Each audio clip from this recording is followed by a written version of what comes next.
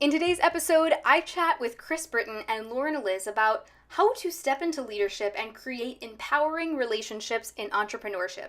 These two ladies have had so much success of their own, and yet they are so incredibly humble, authentic, and raw and real about what it really took to get to where they are today. Super excited for you to hear from them and get to know them a little bit better. Without further ado, here is today's episode. So I'm really excited to have you guys on today, and I want you to share what brought you into the entrepreneur space and just a little bit about what you do for those people who aren't already familiar with your work. Hi guys. I have been an entrepreneur for the last 6 or 7 years, successfully for the last 5. The first few years were not so. Well, that's not true because you learn a lot, right?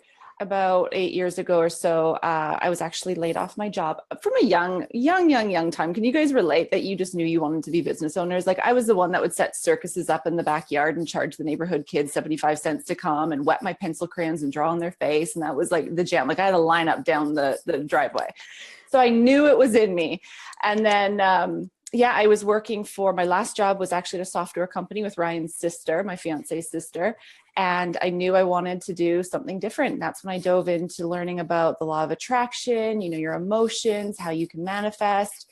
And I manifested being laid off. The company actually shut down and I was just kind of thrown into my own journey. I knew I wanted to be a coach. I used to read success magazines saying like, oh, these network marketers are on jet skis, they're doing this. Like, I want to do this.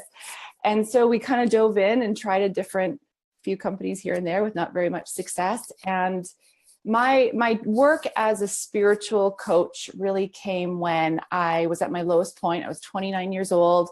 And I remember laying on the floor feeling like for years, I felt like I was a prisoner in my own body, almost like I just wanted to rip it open and run. Like I knew something was in there, but I also knew something was stopping me that wasn't my truth. And this is what led me into the work I do today. And as soon as that happened, I was laying on the floor and I remember screaming up to the sky, crying because we literally had no money. We weren't eating. And I said, why do you hate me so much? And in that moment, a voice said, get up and go, just keep leading. And it was 2 days later, our friend reached out to us and said, I'm joining this network marketing company. You got to come with me. And Ryan and we said, okay. And within 10 months, we were making 6 figures. And that was our first dose of success and leadership and knowing that we could create what we wanted based on what feels the best for us. And so we took that opportunity to build a business around energy and emotion and creating relationships with people that way. And it just skyrocketed. And then we decided to step out of that and into coaching. And here I am now coaching along with a beautiful team of goddess bosses and building a business so differently than you used to think you had to, more in flow now that I fully understand what I'm here to do and why I'm here. Wow, I literally just got chills when you just surrender and ask. Man, yeah. It's amazing. As an entrepreneur, there's so few people that share the raw and realness of like, oh, I had this launch and I made $0. But I feel like you guys are just so unbelievably authentic in your message. So just like give you everything I got, not hiding anything. So I wanted to see if you guys had any specific moments. I love this question so much. And now I'm like, I could spend the whole podcast episode talking about my failures. I look back, I still saved it, the logo from whatisperfection.com from like the first time. It looks ridiculous. Like it looks like a 5-year-old child created this picture and was like, this is how you spell what is perfection. It just looks horrendous. I had a lot actually failure moments on the drive towards getting where I guess I am now. I tried to get into MLMs because I thought that getting into a network marketing company was going to be okay for me. And I wasn't authentically or energetically aligned with what it was offering. So at the time, all of those failed. I did, tried Beachbody. I tried Young Living, just trying to pick all these different outfits to wear. And they were all really just too tight or too awkward. Like they just didn't feel good. Yeah. What else did I do? I actually at one point got a part-time job working at a gym because after a year of trying to get my business off the ground, it wasn't cutting it. So I went and I worked at the gym daycare, and it was like 20 kids and 2 adults, and it was brutal. And I cried every day and felt like a failure, but I kept going.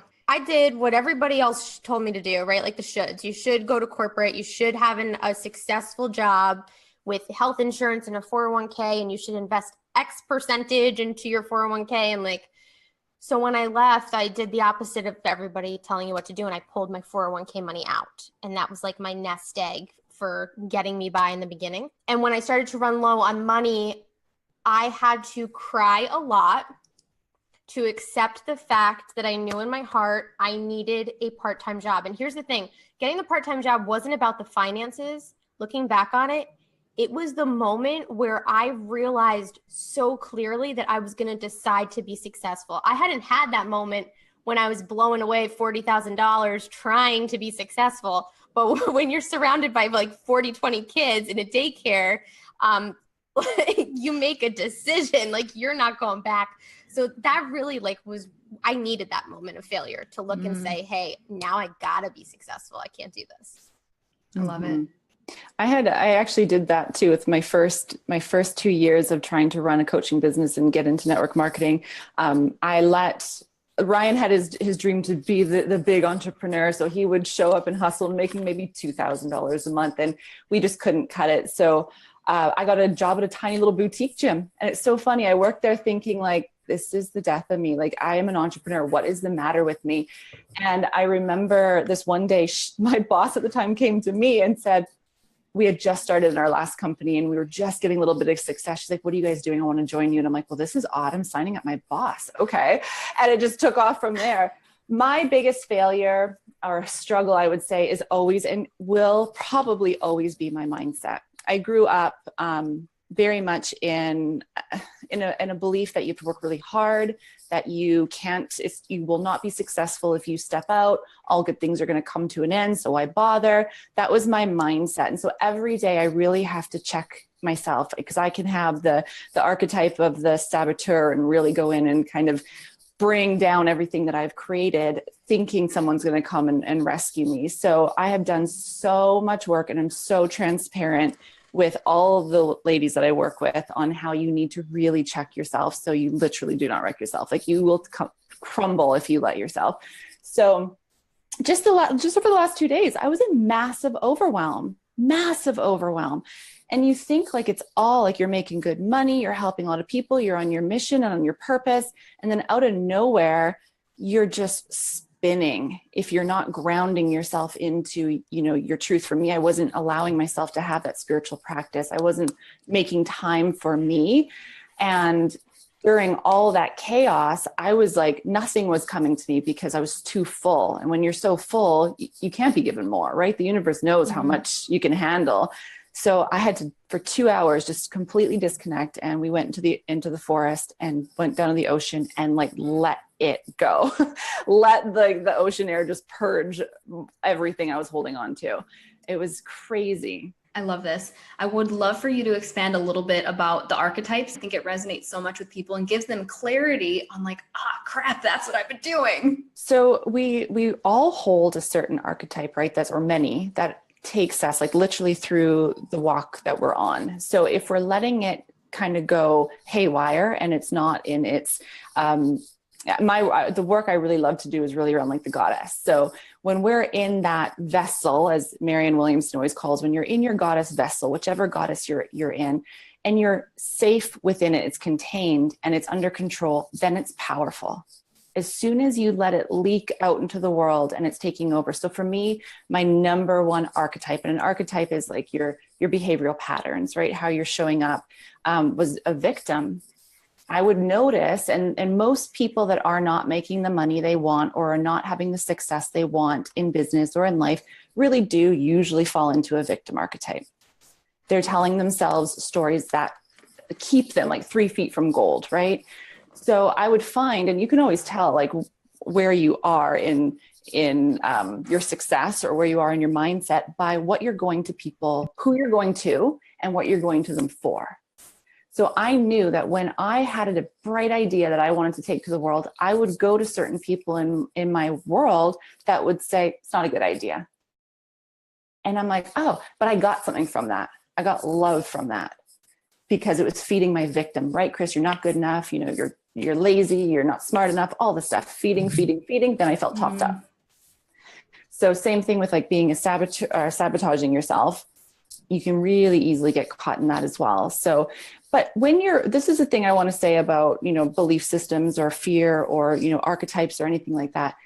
When you're aware of it, it can't take you out anymore. Mm-hmm. So when you recognize like, hey, I have a tendency to lean into being a victim here. So what if I'm not seeing the success I want today, or I'm not feeling completely aligned today, am I being a victim? Okay, yeah, I am. Like, let's be real. Today I'm being a victim. Yesterday I was a freaking victim.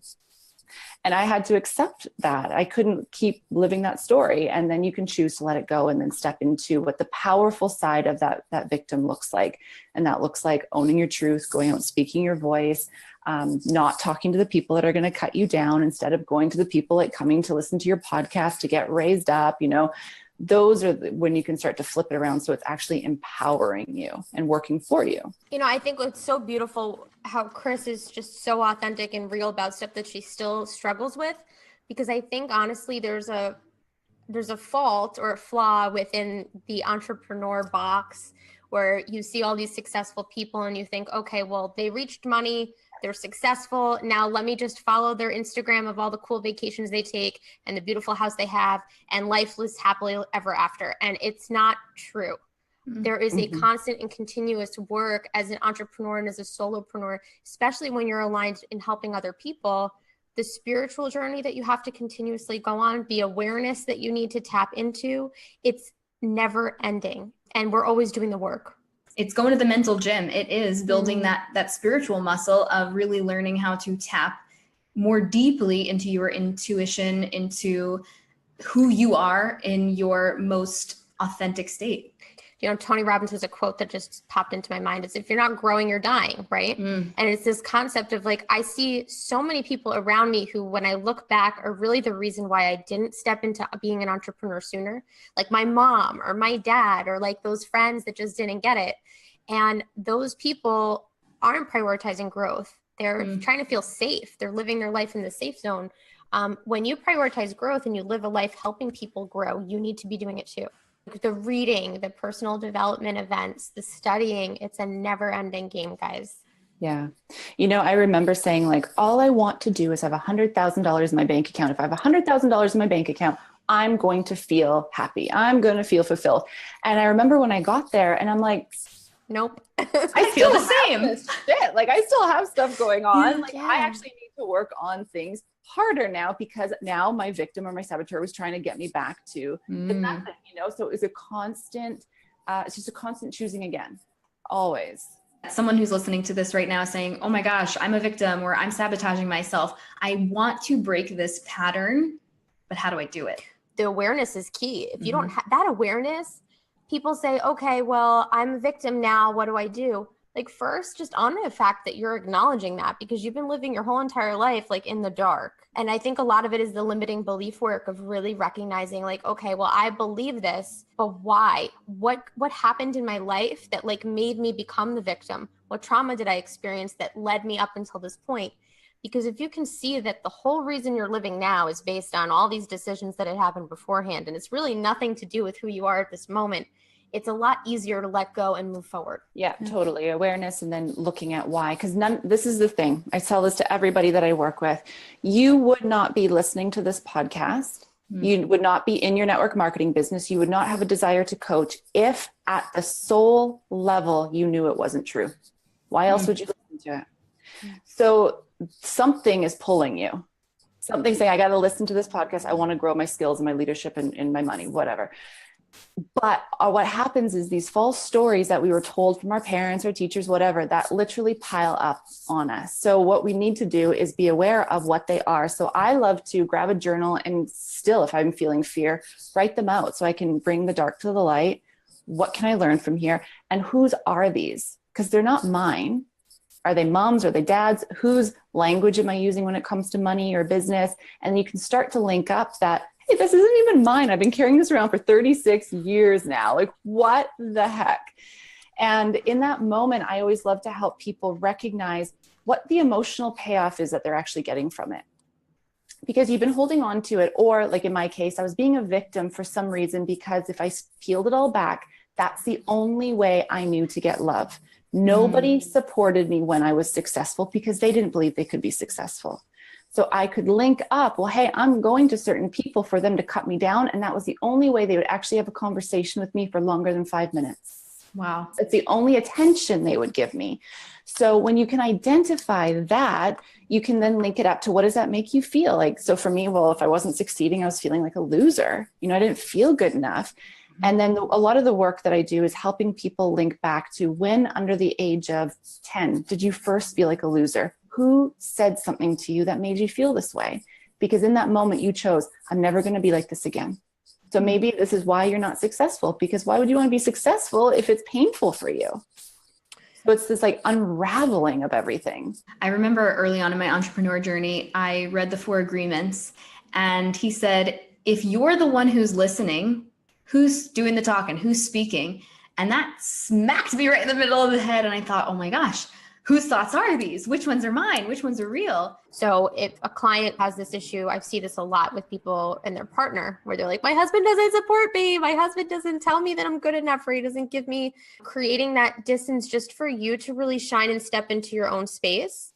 Sometimes men don't understand or see things as spiritually or as dreamlike as a woman does, because they're very analytical. It's so interesting how we will seek out people or situations or opportunities that will reaffirm our beliefs. But then as so many entrepreneurs begin to go through this growth process, their beliefs slowly start to change. And they're like, hey, I'm unstoppable. I can do this. And then they go back to those same people and they're met with something that no longer feels in alignment with their new beliefs. And I think, Lauren, actually, you posted this the other day about husbands. Was that you? Yeah. Okay. What did you write? Because I was like, oh my gosh, I love this. I wrote, so hypothetical to all the coaches out there, if you were suddenly making 6 figures in this moment, would you still want to be with your husband?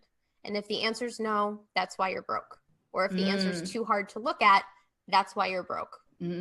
Because why would you want to put yourself in that situation where you're finally successful and you have to do a really heartbreaking thing? So they're almost pushing it away. They're not allowing themselves to receive it, because when they get there, you got some new stuff to deal with. There are so many women who are in a place right now where, whether they're in a network marketing situation and their husbands aren't necessarily supportive, or they don't want them spending more money, or they think they spend too much time on their business and they're like, come to bed, honey. The guys, they got needs too, ladies. So what do you say to the women who, they're the ones that are changing the rules that were made as a couple early on?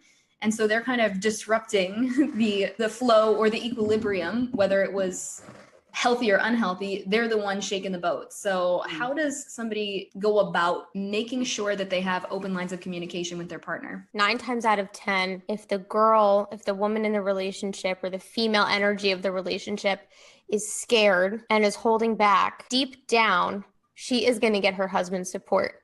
I have never, in my entire experience of a coach, had a client who wanted to work with me and then went to go talk to her husband, and the husband said, no, your dreams are stupid, and then kicked her to the curb. It doesn't work like that.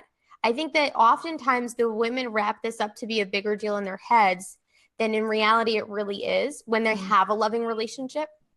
I did this, and what I had to realize, and this is something I still tell myself today, my thoughts are not everybody's thoughts.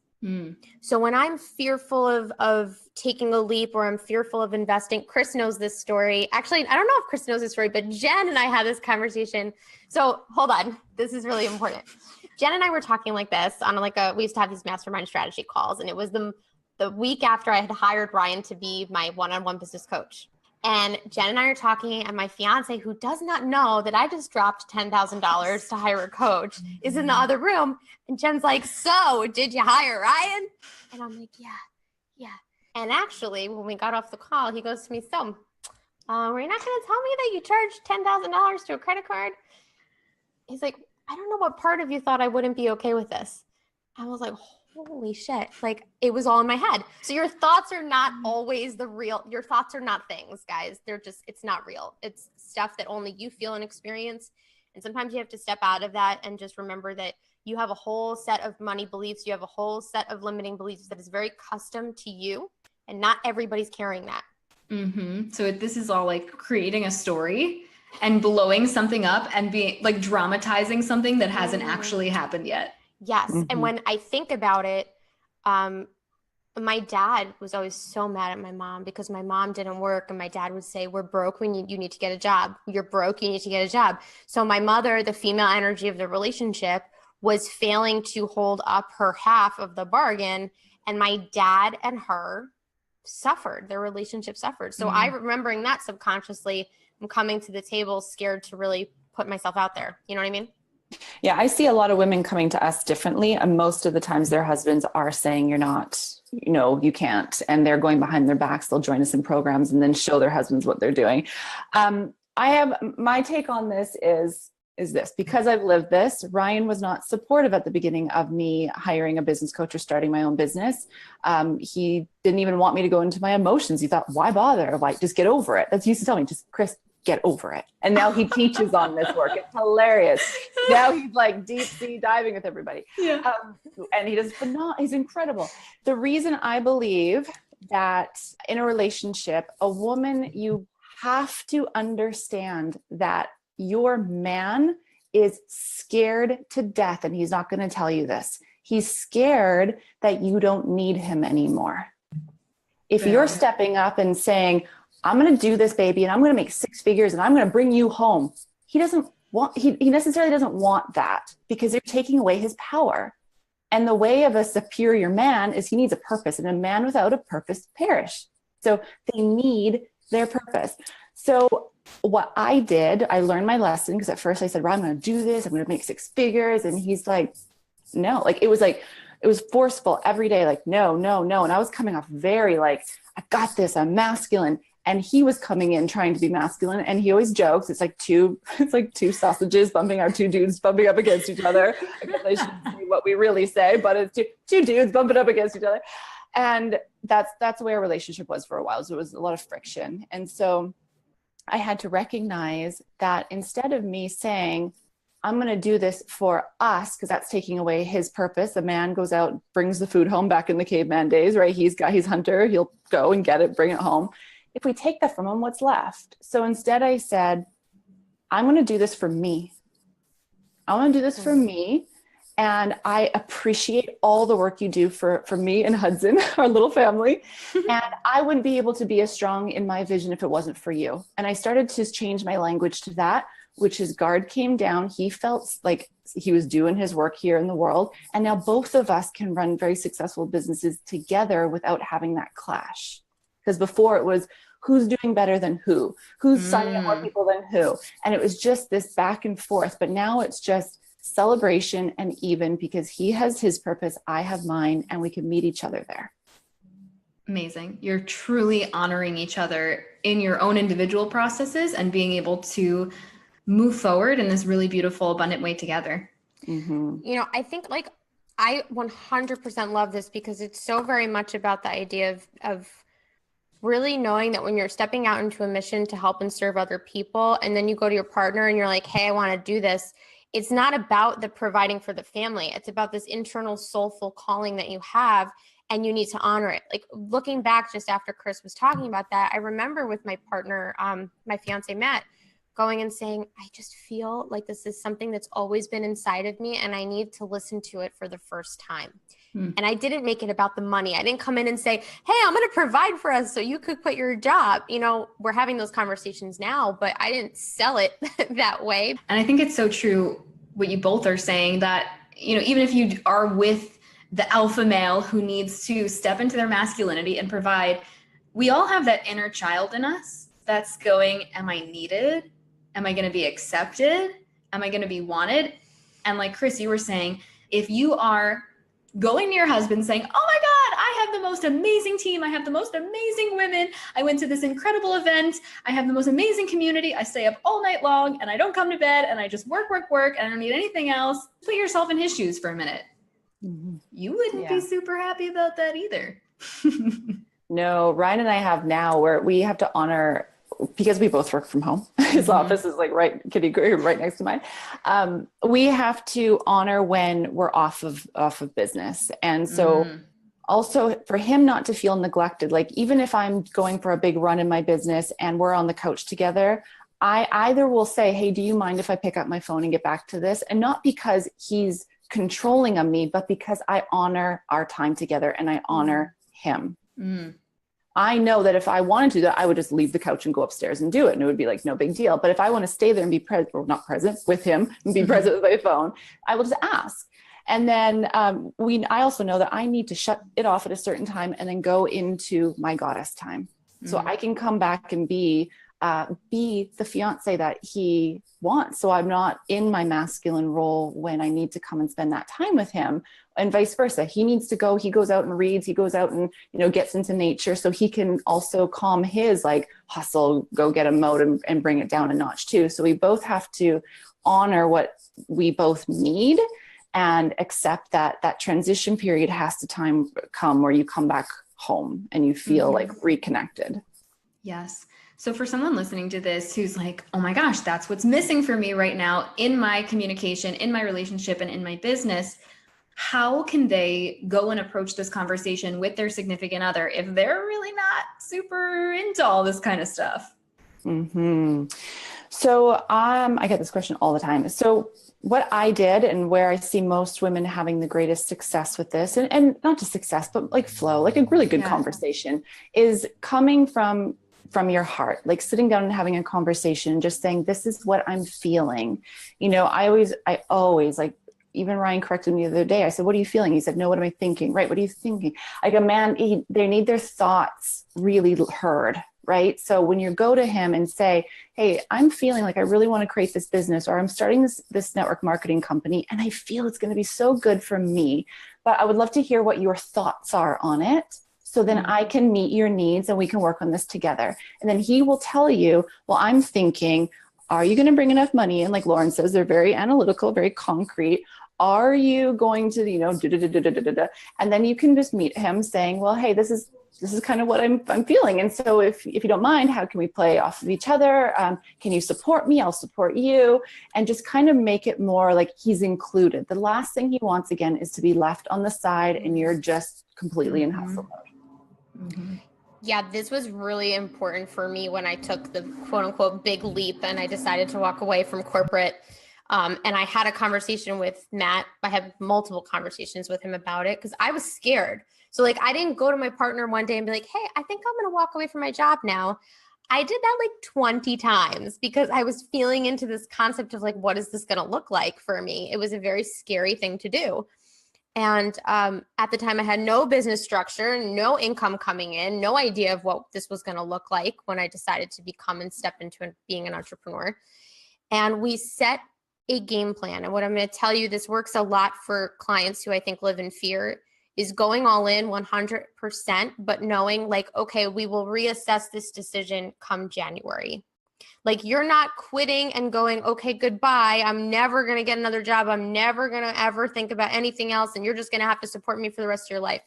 For my partner's security for him was knowing that like, okay, you're going to do this now. And then in 6 months, if we're all tapped out of resources, then you'll go get a part-time job, or then you'll go bus tables. I mean, whatever it really was, but having that just to reassess was a safe zone for him. And it made it okay for me to thrive and go after something 100%, knowing that he was also feeling secure at the same time. And what happened was come January, like we kept pushing past, and now it's like far gone. So sometimes you need that safe space. What are some steps, some tangible tools that you use on a daily basis to get into this more positive mindset, into a place where you are more grounded in your energy? I can energetically feel, and I know a lot of clients feel this and they don't know what it is. I can feel when I'm about to grow because I'm heavy, I'm exhausted, and I'm feeling into something new and I don't know what it is. It's almost like I go on this cycle of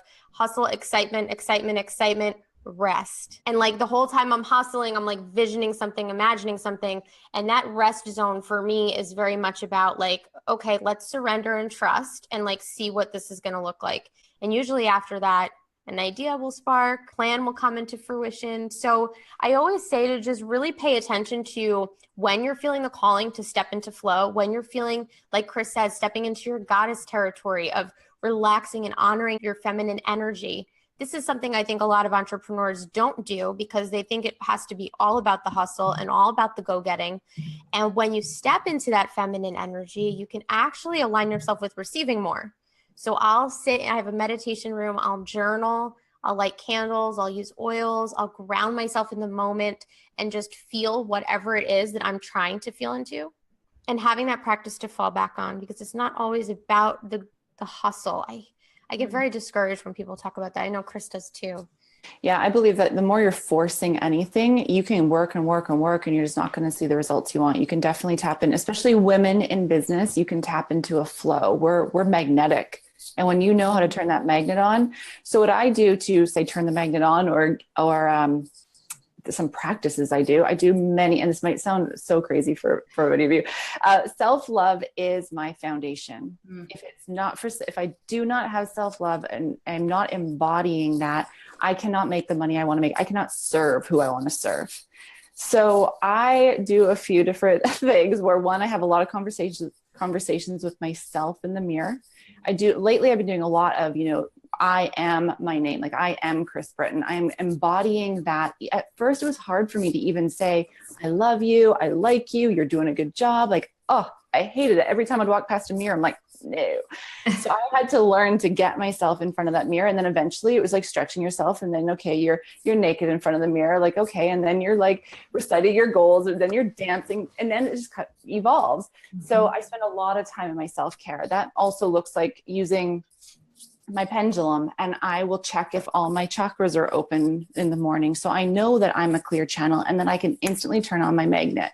If 1 or 2 or 3 of these chakras are closed, game over. You're not going to get what you want. I believe we need our energy centers open. So I spend a lot of time internally. My journal is like my best friend. I'll put a little dab of sandalwood or frankincense oil on the back of my neck.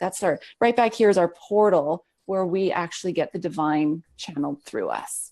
So if that's open, you're able to embody every little message that you get, an intuitive hit, an idea, maybe a book or blog post title, like something is coming through you. It always is. We're just not open to hear it. You know what? The biggest thing I've ever done, I think I said this to your WBA tribe too, is the first exercise I did that actually launched me into who I am today was I took a sheet of paper and I wrote a line down the middle. And I wrote down clearly every single fear I felt around launching my business or making more money, even down to how I felt about myself. And then on the opposite, I wrote the exact opposite. Instead of saying I am broke, I am abundant, I am making $10,000 a month or whatever my goal was at the time. And I said, what if I just for 30 days focused on that positive side of the list and took the action needed that felt aligned for me to get to that? And that's where everything started to shift for me.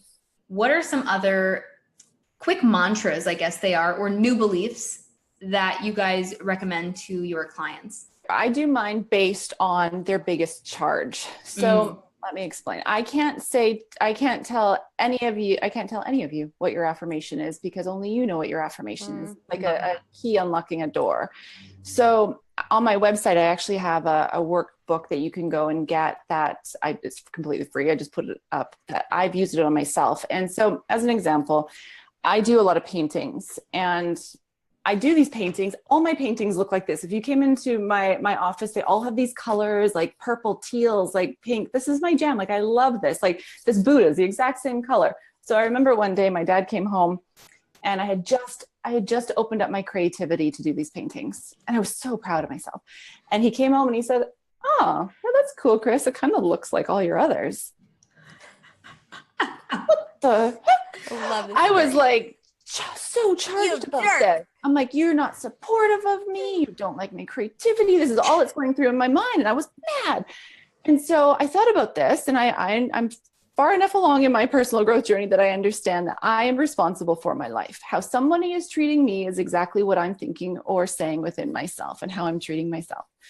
So I started to write out every single thing I was pissed off at other people about and resentful of what they've said to me. He's not accepting of my creativity. He doesn't support me. He doesn't this.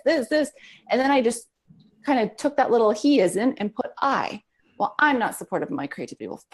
Well, I'm not like, whatever. And the list went on and I'm like, okay, well, this is fine. Now I know this is true. What are the affirmations that I need to support my creativity, to accept my painting, to be okay with being abundant?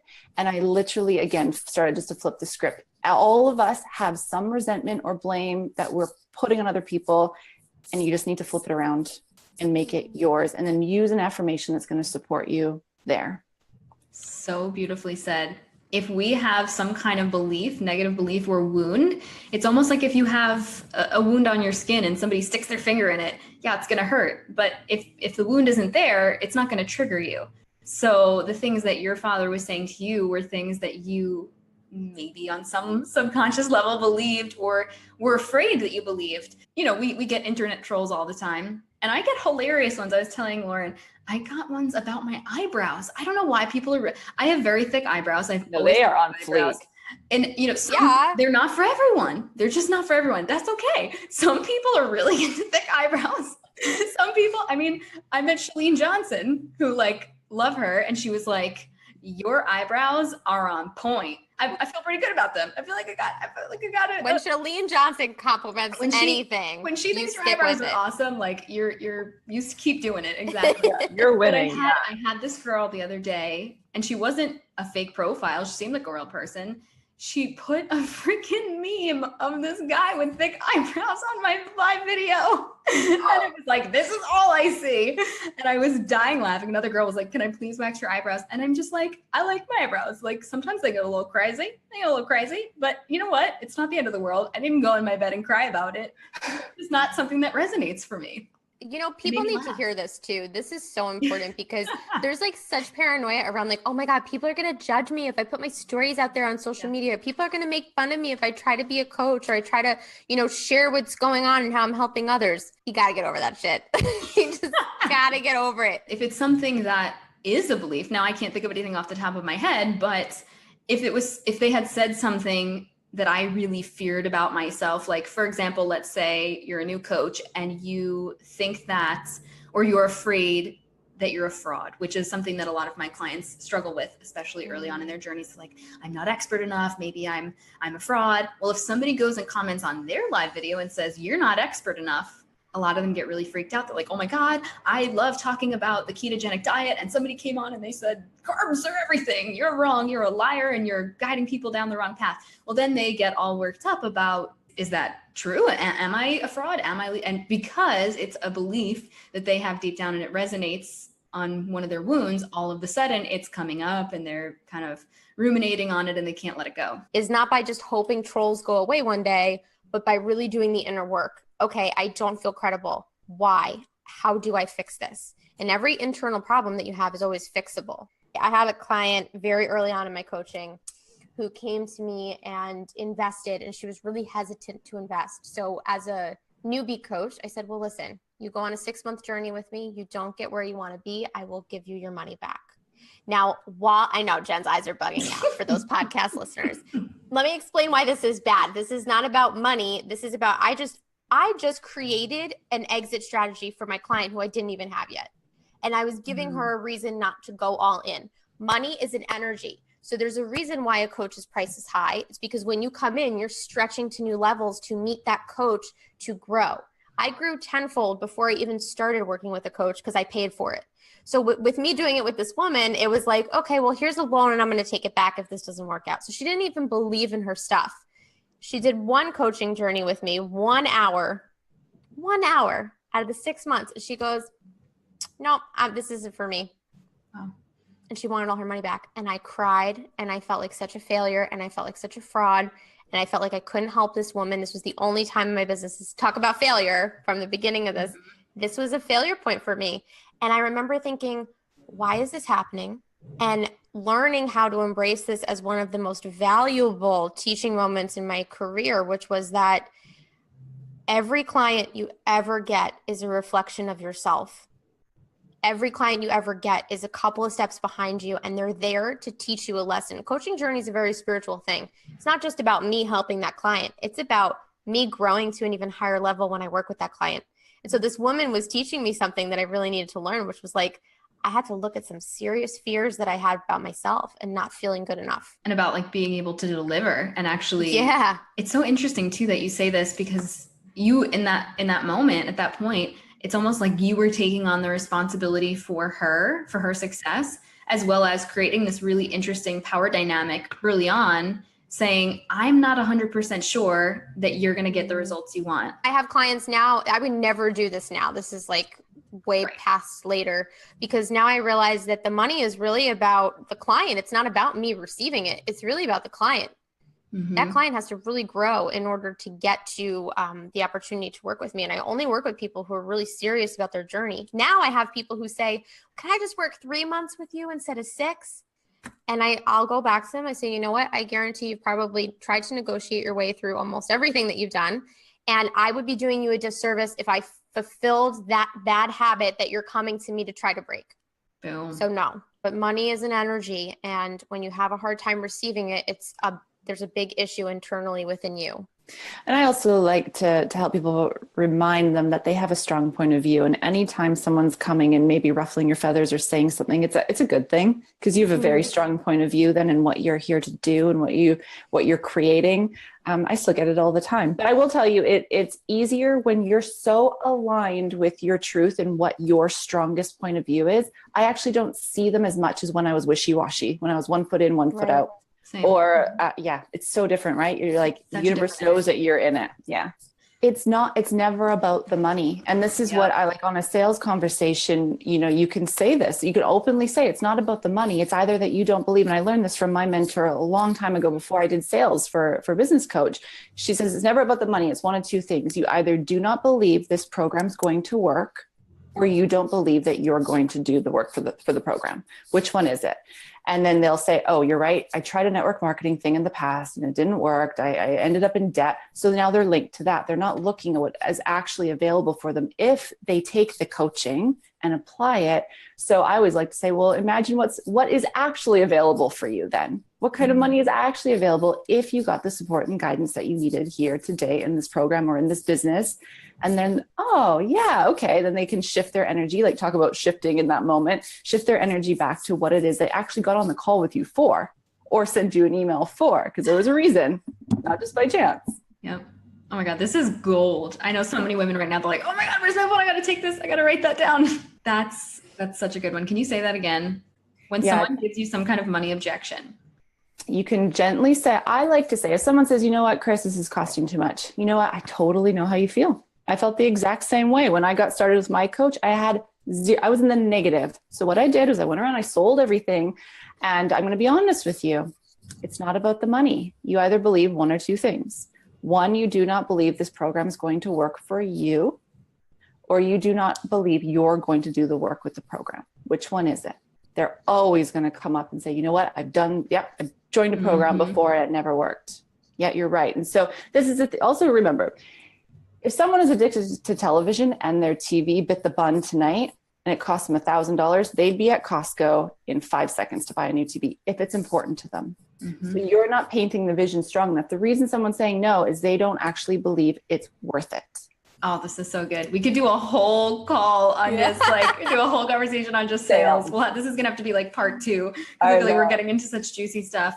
So I know both of you ladies, you have created an incredible opportunity for life coaches specifically, but really anyone who's in the coaching industry to really amp up their skills and learn how to become a better coach. So I would love for you guys to share a little bit about that opportunity. So Chris and I have developed a really beautiful friendship over the last couple of months. And we've really felt this deep calling to create something together. And what we realized was there was this market out there of people who wanted to serve, wanted to grow, whether it was as an independent coach or as a network marketer, but they were struggling to lead. They didn't have the coaching skills. They wanted to learn the coaching skills, but they either couldn't align with a program that was out there or they didn't know where to find them. And so we created a course called SelfLove Method, which is really about doing all of that inner work and teaching coaches how to lead. And we're really super excited about it. 12 weeks. We start soon and we're so pumped. Where can they go and learn more about this program? Yeah, so anybody who's interested can go to selflovemethod.com. All the details are there.